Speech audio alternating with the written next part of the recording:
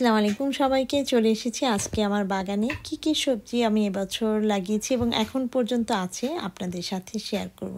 পুরো বাগান ঘুরে আপনাদের সাথে দেখাবো যতটুকু পারি। আশা করি আপনাদের কাছে আমার আজকের ভিডিওটি ভালো লাগবে।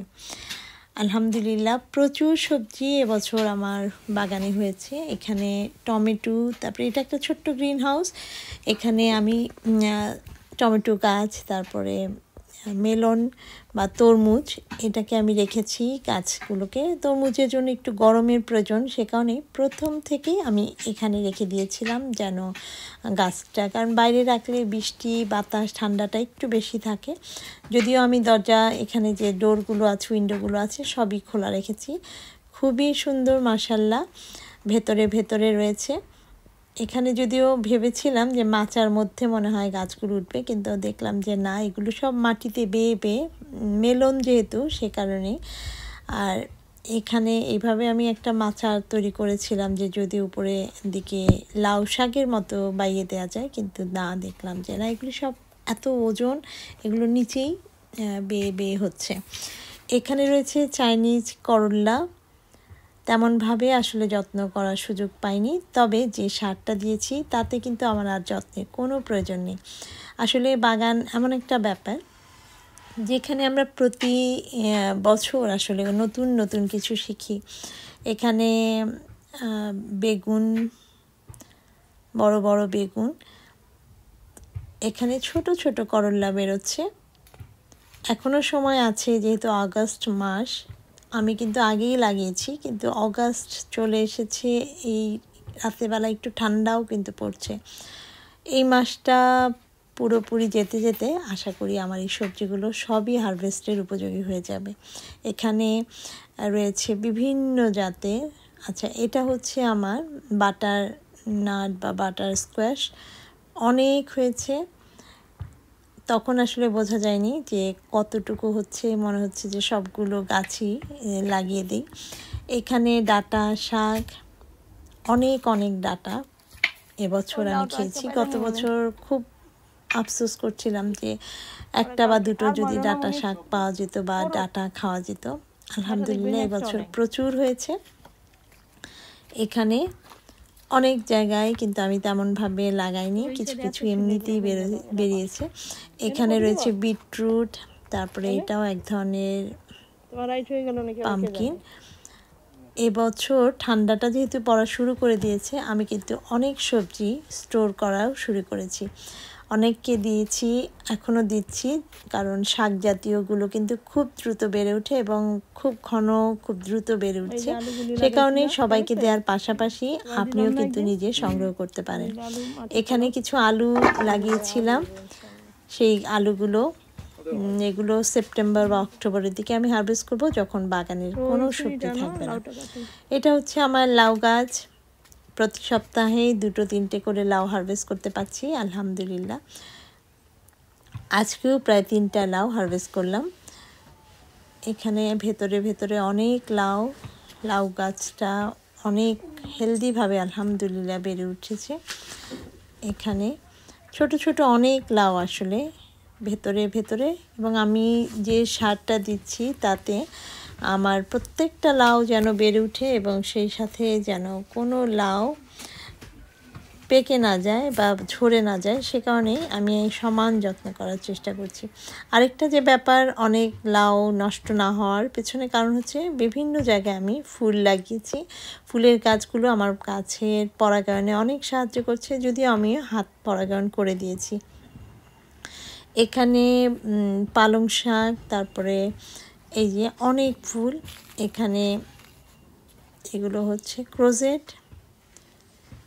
আমাদের এখানে প্রচণ্ড ঝড় ছিল, সে কারণে আমার এখানে অনেক কিছুই ক্ষতিগ্রস্ত হয়েছে, যেমন আমার রানার বিনস গাছগুলো ভেঙে গেছে মাচা সহ। এখানে আরেকটা লাউ। বিভিন্ন জায়গায় এবছর আমার বাগানে একেবারে লাউয়ের সমারোহ, চারদিকে শুধু লাউ আর লাউ।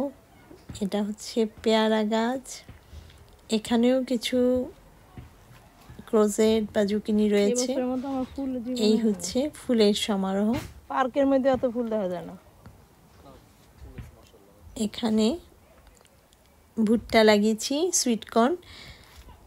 এটাও আমার এবছরই প্রথম, এখনও হারভেস্ট করার উপযোগী হয়নি, আরও কিছুদিন প্রয়োজন। তবে একটু খেয়াল রাখতে হবে যেন স্কোয়ার এসে বা এগুলো যদি আসে তবে কিন্তু প্রত্যেকটা কর্নই নষ্ট করে ফেলবে। এখানে এখনও এগুলো যখন একটু ব্রাউন কালার হয়ে যাবে পুরোপুরি, তখন এগুলো হারভেস্ট করলে দেখা যাবে যে কর্নগুলো খুবই বড় বড় হতে পারবে। এখানেও রয়েছে কিছুটা পামকিন, ভেতরে ভেতরে এই যে অনেক হয়েছে। তবে এই পাতাগুলোতে কিছুটা ওই যে পাউডারি যে ডিজিজটা আছে, আমার মনে হয় এখানে আমি কিছুটা মেডিসিন দেওয়া প্রয়োজন। এই যে একটু সাদা সাদা পাউডারি ডিজিজটা হয়ে গেছে। এখানে যদি আমি হোমমেড রেমেডিটা ব্যবহার করি তবে আবার এগুলো ঠিক হয়ে যাবে। এই হচ্ছে আমার ক্যাপসিকাম, বিভিন্ন জাতের মরিচ,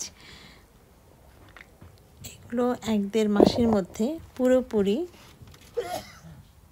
হারভেস্ট করার উপযোগী হয়ে যাবে। এখনও অনেক ছোট ছোট ফুল রয়েছে। এই ঠান্ডাটা পড়তে পড়তে আমি এগুলোকে গ্রিন হাউসের ভেতরে নিয়ে যাব। রাতের বেলাটা কিন্তু তাপমাত্রাটা অনেক কমে গেছে। এই জায়গাটাকেও আমি এভাবে একটু সাজিয়ে রেখেছিলাম। এখানে 2টো লাউ গাছ, এখানে পুঁই শাক, যেমন পুঁই শাক আমি তুলে তুলে হারভেস্ট করে এগুলোকে আমি সংগ্রহ করেছি ফ্রিজে। তারপরও আরও নতুন নতুন পাতা কিন্তু বেরোবে, আরও 1 থেকে 1.5 মাস সময় আছে আমাদের হাতে। তবে যারা কিছু সবজি সংগ্রহ করতে চান ফ্রিজে, তারা কিন্তু সেটা করা শুরু করে দিতে পারেন যদি আপনাদের পর্যাপ্ত থাকে। এটা হচ্ছে আমার গ্রিন হাউসের ভেতরে প্রচুর ডাটা হয়েছে। এই যে বড় বড় ডাটা, এক একটা মনে হয় যে আমার অর্ধেক সমান হয়ে গেছে। এখানে এই যে এই ডাটা গাছটা অনেক লম্বা, এক একটা পাতা মনে হয় যে পানের পাতার চেয়েও বড়। এই হচ্ছে মরিচ, মাশাআল্লাহ। আসলে যত্ন করলে সব গাছেই আমি কিন্তু তেমনভাবে সমান যত্ন করতে পারিনি, কিন্তু যেহেতু একই সার ব্যবহার করেছি সে কারণেই বাকেট ভরে ভরে সেই সারগুলো দিয়ে দিয়েছি, যা কিনা আপনাদের সাথে আমার অনেক ভিডিওতে শেয়ার করেছি। এই হচ্ছে আমার চিচিঙ্গা গাছ, প্রচুর চিচিঙ্গা এসেছে, লাউ যেমন এসেছে চিচিঙ্গা। তারপরে তবে এবছর আমার বাগানে সিমের কোনো দেখা মিলেনি, তবে বরবটি যেটা, তারপরে রানার বিনস, সেগুলো হয়েছে। সিম গাছ লাগানো পরে গাছগুলো ঠান্ডায় নষ্ট হয়ে যাওয়াতে আর এবছর আমার বাগানে সিম হয়নি। আলহামদুলিল্লাহ, যে সকল সবজিগুলো লাগিয়েছিলাম প্রত্যেকটাতে, যেমন শসা, টমেটো, চিচিঙ্গা, তারপরে ডাঁটা, লাল শাক, মূলা শাক, পালং শাক, তারপরে অনেক ধরনের শাক এবছর আমি বাগান থেকে খেতে পেরেছি। এই হচ্ছে আমার অনেক হেলদি গাছটা এবং অনেক হয়েছে আসলে, মানে একটা মাত্র গাছ, 2টো গাছ এখানে লাগানো, কিন্তু একটা গাছ থেকেই এতগুলো হয়েছে। এটা হচ্ছে কচু, যেটা কিনা আমি আমার অনলাইনে এক ভাইয়ের কাছে বাই করেছি, বিলেতের বাগান বাড়ি, যেটা কিনা উচ্চবংশীয় কচু ভাই বলে থাকেন। একটা গাছ লাগানোর পরে মাশাআল্লাহ অনেক, আসলেই উচ্চবংশীয় আমি মনে করলাম যে এত গাছ বেরোচ্ছে এবং পাতাগুলো অনেক বড় সাইজে।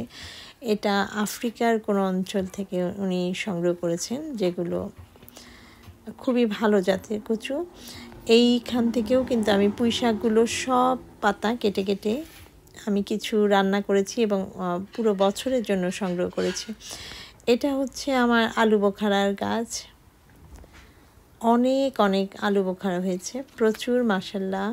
যে পাখি এসে যেমন খাচ্ছে, সেই সাথে অনেক মানে পড়ে আছে নিচে, প্রচণ্ড বাতাস, সবগুলো ঝরে যায়। ভেতরে ভেতরে এখানে বরবটি, তারপরে রানার বিনস তো রয়েছে। এই হচ্ছে আমার বাগানে একটা ট্যুর বলা যেতে পারে, আপনাদের সাথে শেয়ার করলাম। আশা করি যারা বাগান করতে ভালোবাসেন এবং বাগানের ভিডিওগুলো দেখতে ভালোবাসেন, তাদের কাছে আমার আজকের ভিডিওটি ভালো লাগবে। যদি চ্যানেলটিতে নতুন হয়ে থাকেন, প্লিজ আমার চ্যানেলটি সাবস্ক্রাইব করবেন, লাইকস, কমেন্ট, শেয়ার করতে ভুলবেন না। Thanks for watching. আল্লাহ হাফেজ।